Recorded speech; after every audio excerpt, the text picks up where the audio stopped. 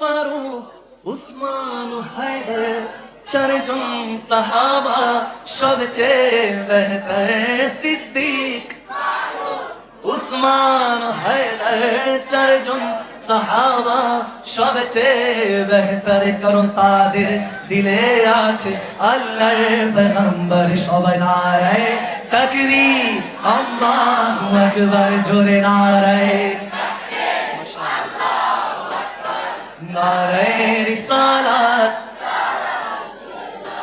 দেখা দাও ওগো ওগো নবীজি, তোমারি দিদারে আশায় মোরা আছি।